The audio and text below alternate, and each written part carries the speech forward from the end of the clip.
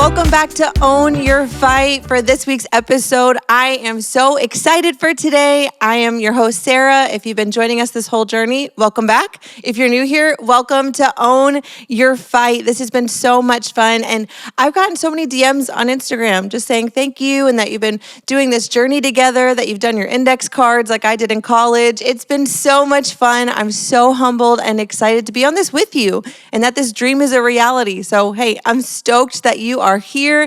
If you haven't done so, like, subscribe, follow, do all the things.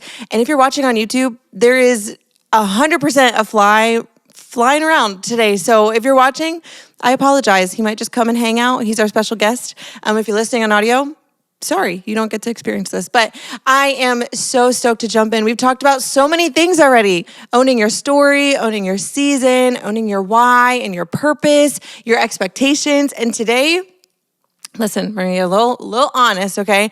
We're talking about owning your failures. I know it doesn't sound like, woohoo, let's talk about failing. Yes, I know that doesn't sound very exciting, but this is one of those things that if we don't lean in and actually know what the heck we do when we fail, we kind of flounder around. And I don't want failure to be something that marks you for the rest of your life. I don't want this to be a stumbling block for you. I've seen so many people that I know, that I love, I care about. They have one thing that didn't go the way that they wanted. They have something that they feel like they failed at, something in their life, something in their relationships, something that they were hoping for. It didn't go the way that they wanted. And so they just take that and they're like, well, I failed, so I'm a failure. And I want to break that off of us today. Listen, just because you failed doesn't mean you're a failure. Just because you swim, you're not a fish.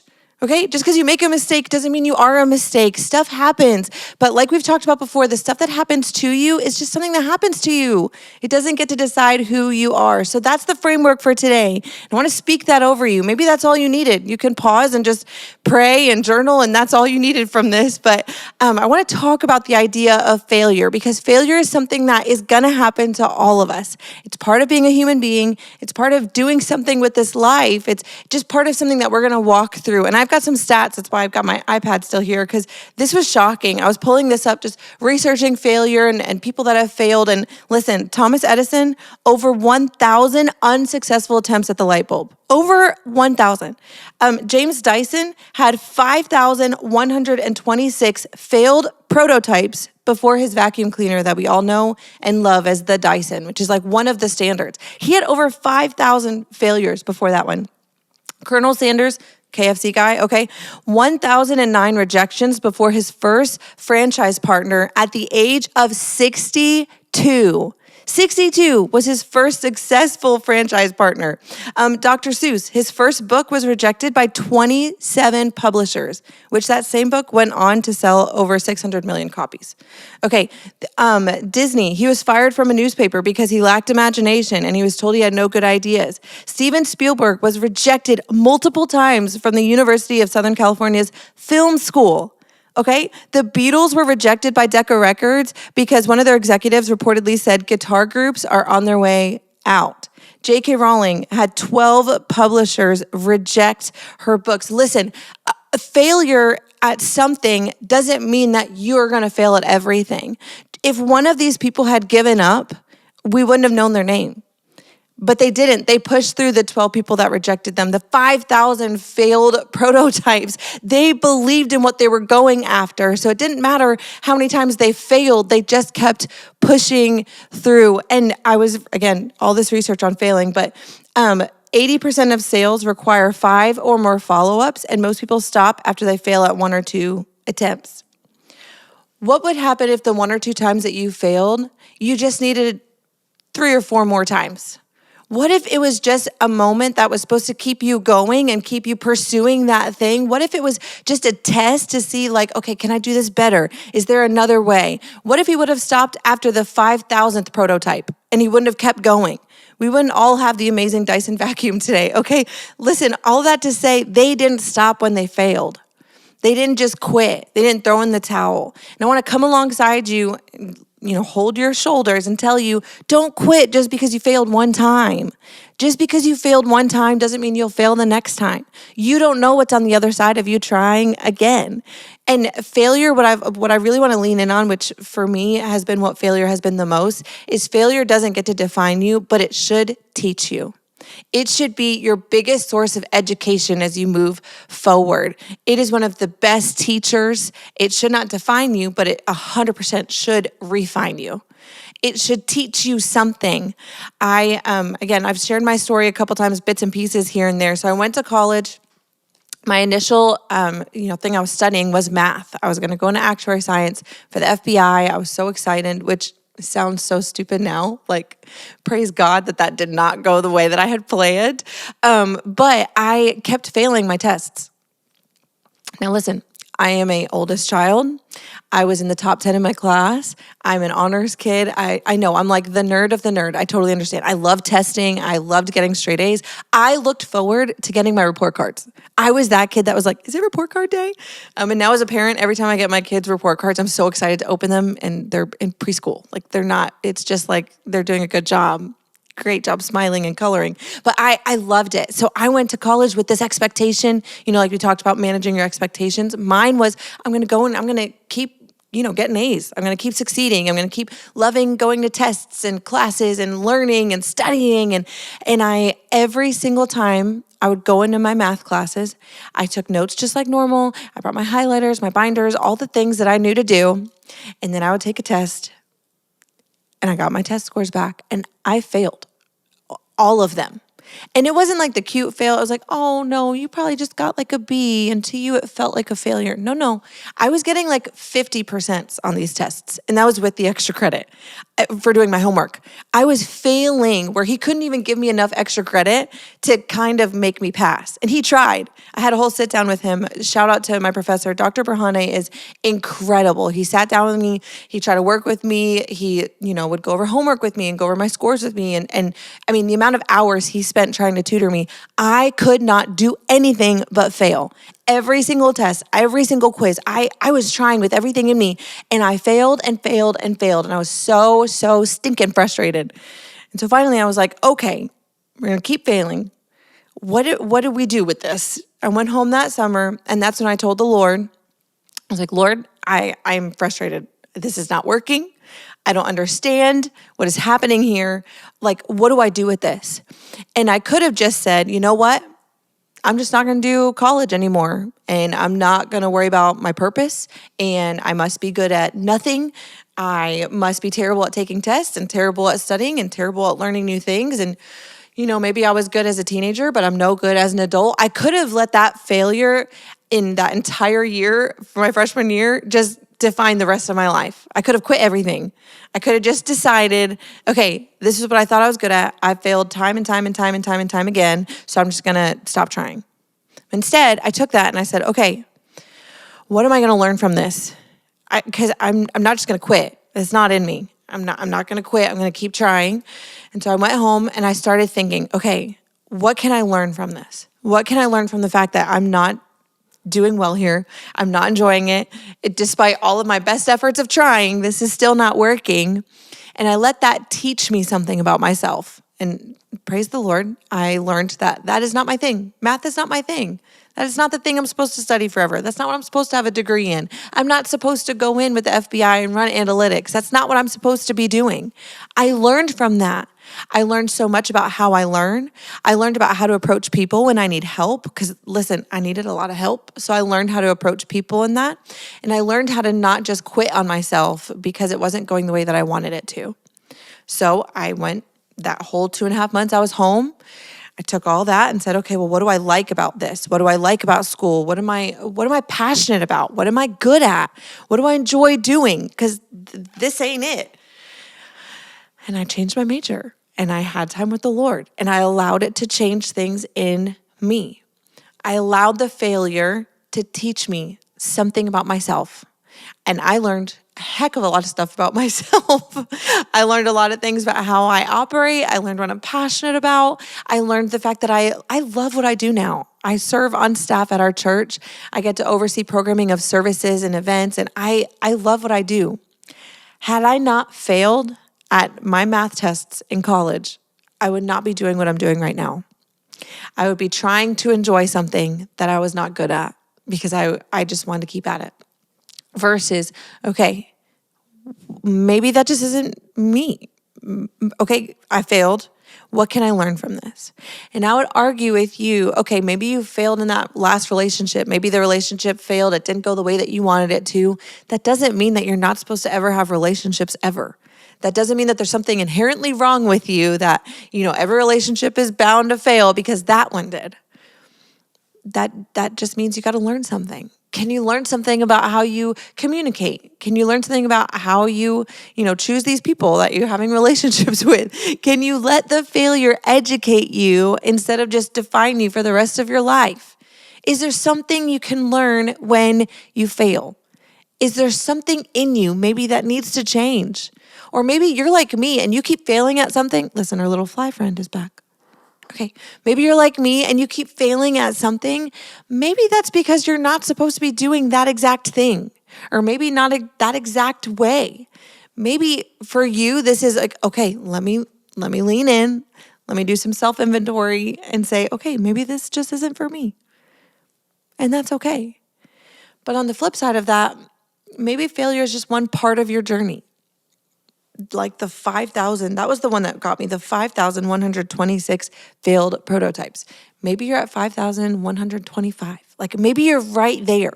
Maybe if you try that again, maybe you need to learn to ask for help. Maybe you're failing at some things because you're trying to do it by yourself. Maybe you're like, I'm independent and I'm strong and I don't need no help. Well, how many thousands of times is it going to take for maybe you to learn that you've got to ask for someone to help you? Failure is not supposed to be the end all be all for your life, ever. It's supposed to teach you something. It's supposed to be a place that you can educate yourself. So take some time. So this is what failure can teach you. First of all, it teaches you about who you are. Failure is a really, really, really good time to look in the mirror. Because when you fail, it's very vulnerable. It can be a very raw place to be. It can expose things in you that you didn't know were there. It's a really good time to evaluate, okay, who am I? I failed at this. Okay, I'm not a failure, but what did I do? How can I change? What can I learn from this? What can I do about this? I remember, I think I talked about this before, but I had applied for this job. I was really excited about it right out of school. It was going to get me a free master's. I was just really, really feeling like, okay, I would be good at this job. So I applied, I did the interview, and I left the interview. I felt pretty good. And I got home, and a couple days later, I got an email, and it said, sorry, we're not going to go with you at this time. We don't think this is the best fit. I was angry and frustrated. So I was like, okay, is it me? I started doing a lot of self-reflection. I talked to John a lot. Like, I don't understand. I thought this was, something that was my next step for me. And I learned, okay, what am I going to do with this? And I took that and I was like, but I don't quit. And I don't want to be a quitter. And I do think I have something to offer. And I do think I'd be really good at this. Okay, let me just try and approach this a different way. So I took some time, I let it shape me, and I went back and I was like, hey, could we have another conversation about this? Can you help me get better from this? Can you help me learn? What did I not do that you were looking for? What did I not have? What qualifications were I missing? And because I was willing to have an honest conversation when I failed at something, when I didn't get the thing that I wanted, he was like, oh, okay, let's talk about it. Me going back and being determined to not fail again ended up getting me the job, which was crazy. It was wild. We ended up having a conversation. He said, oh, okay, let's talk. We talked for I don't know how long, went back, and he sent me an email like the next day. Hey, you know what? We actually do want to extend this job opportunity to you. I would have never been offered that had I just quit. Had I just said, well, I failed once, I'm not going to try again. No. Okay, what can I change in me? Let's have the conversation. And I'd also argue to invite people in when you fail. Something I think we do a lot, oftentimes that I've watched, me included, is we fail and we become a shell within ourselves. We clam up, we, kind of shut people out, push people away. For me, the way that taught me something and shifted things for me was me being willing to open up. Hey, can we have a conversation about this? Like, what can I learn here? What can I do better? What was I missing? That conversation is something a lot of us would benefit from in our everyday life. That relationship, that friend, that opportunity, that job, that thing, don't just run away and think I just failed and shut the door. Open up. Okay, hey, what could I have done better? Where could I grow from this? Where can I learn? What do I need to change? What are some things I could have done differently? Okay, so failure is going to teach you about yourself and who you are as a person. It is also going to teach you something about people. Every time you fail with people, you can learn from that. You can learn how you approach people differently. You can learn to love people differently. You can learn to have a softer heart towards people because we're all going through stuff. So when you fail, instead of letting it make you almost like, I don't want to say hermit because I don't want to be offensive, but become angry and bitter and mad and I'm just a failure and everybody's mad at me. What if you actually took that and moved that energy towards, okay, well, how can I help other people better succeed? Maybe this wasn't my thing. Maybe it could be somebody else's. When I, thank God, stopped doing math, but I shifted and pivoted and I started studying ministry my sophomore year. The amount of people that I can now look at and say, hey, you tried something, it didn't work. That's okay. Maybe you should try something else because I did it. What if that failure is your opportunity to speak into somebody else's life? What if that failure is your opportunity to be able to tell somebody else your story?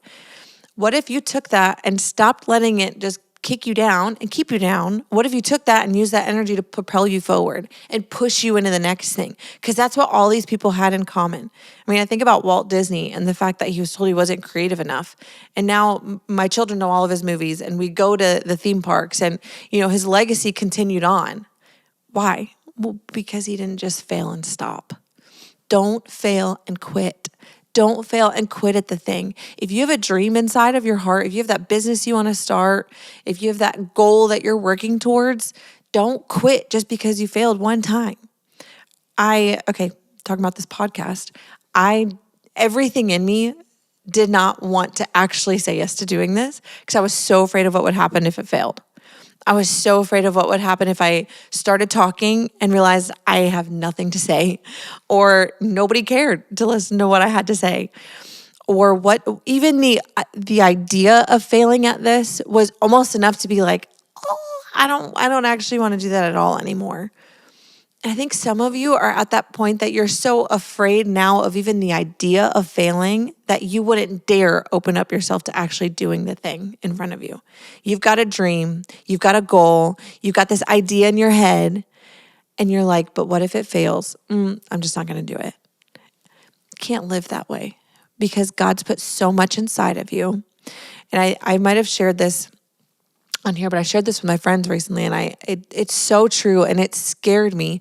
And it's that whole concept of I don't want to die with all these dreams that never got lived out. I don't want to die with this treasure chest that God put inside of me of dreams and goals and desires and ideas for the future and even encouraging words and pouring into people. And I just didn't do it because I was afraid I'd be bad at it, or I was afraid I would fail at it, or I was afraid of what would happen if people looked at it and it didn't succeed the way that I wanted it to. Don't let the idea of failure keep you from trying. And definitely don't let failing 1 time, 2 times, 3 times keep you from trying again. I want to get to the end of my life knowing that every single opportunity I did. And even if I was scared of failing, I did it anyway. And even if I failed 1 time, I was not going to quit. So we did the thing. I texted my friends who are in the room right now, I texted them and said, hey, I have this idea. I think I want to start a podcast. I don't know. It might be crazy. Would you help me? And the response that I got on the back end is crazy. I mean, I'm so grateful. The amount of people that I've gotten who have emailed me, the people who want to help. Every time I ask, hey, do you want to be on this podcast with me? And people say yes. None of this would have happened. The fulfillment of getting to see God using other people's giftings and God reaching people and me feeling like I'm doing this thing and I'm trying it. None of that would have happened if I would have let failure in the past or fear of failing again keep me from trying.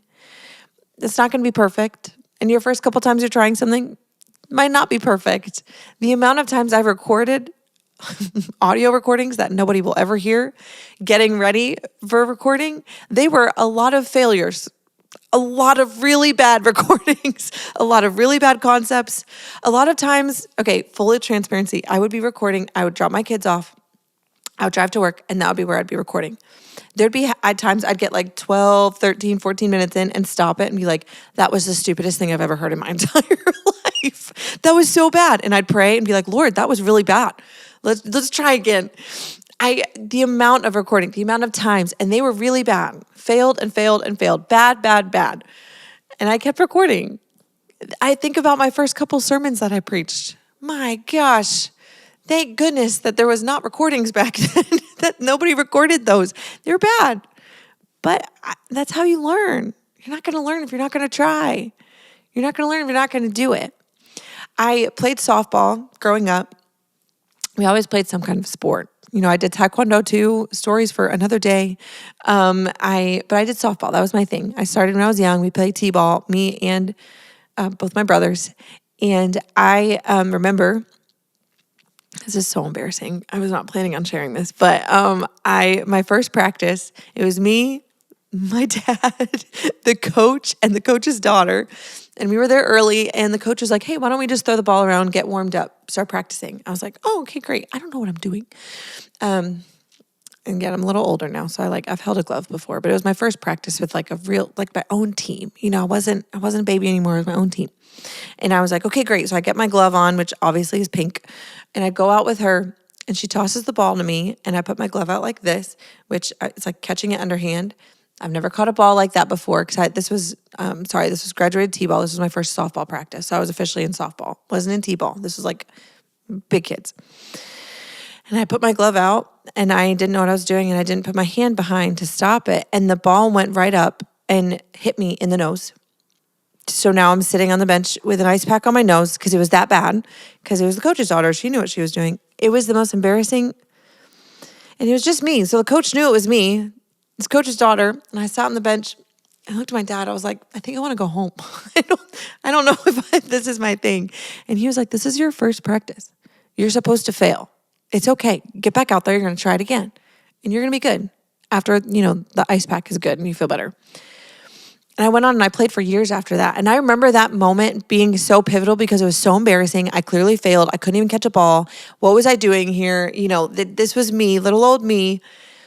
And my dad coming and saying, like, you're not going to stop because you failed once. That was a moment for me. And I think, what if I would have failed? And what if I would have stopped?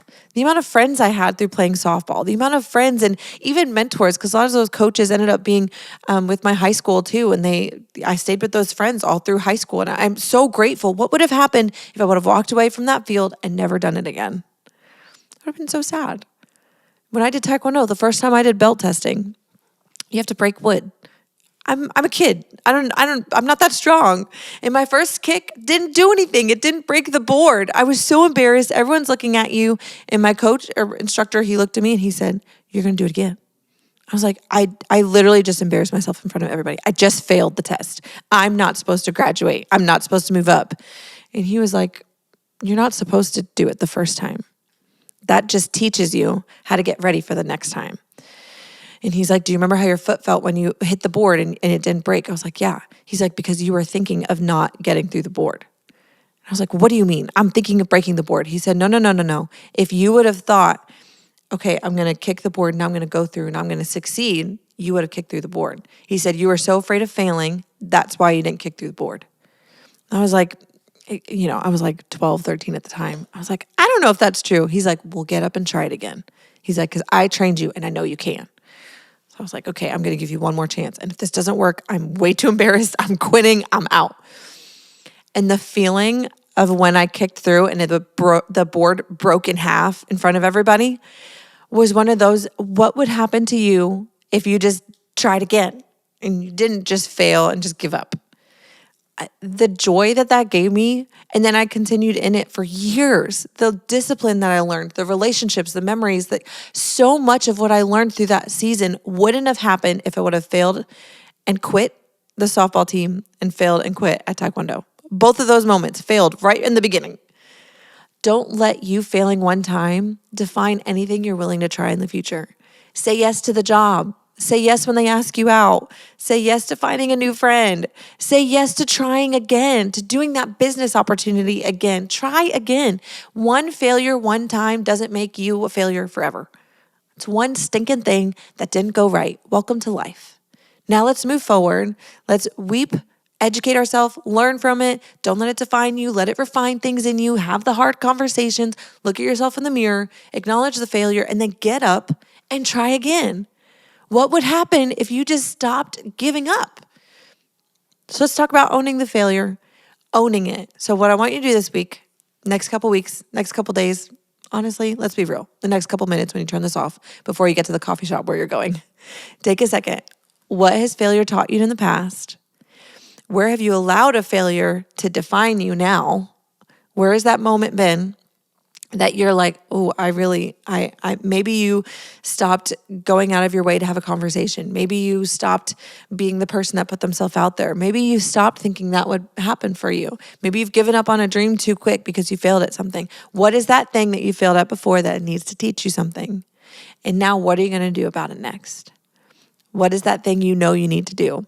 That business plan you need to tweak so you can try it again. That goal you have that you need to get up and try again, start again. The fitness plan, the relationships, the business ideas, the partnerships, the relationships you know you need to invest in. What is that thing? And then write it down and determine today. I mean, literally, if you need to write it somewhere, I failed, but I'm not a failure. I might have made a mistake, but I'm not a mistake. Because just because I swim doesn't mean I'm a fish. Okay? We are not going to be people that quit. I'm ready to see people that own the fight of failing and get back up, and you're going to win. Honestly, merch idea for the team that's here. We're going to get a hat, and it's just going to say, I'm not a loser because I'm not a quitter. Okay? All right. I have had so much fun leaning in today. Our team is crazy. The fly is still hanging out somewhere here, but make sure you share this with your friends. Share this with someone that maybe needs to be encouraged to try again. Follow, subscribe, and I can't wait to hang out with y'all again in a couple weeks. Thanks for joining.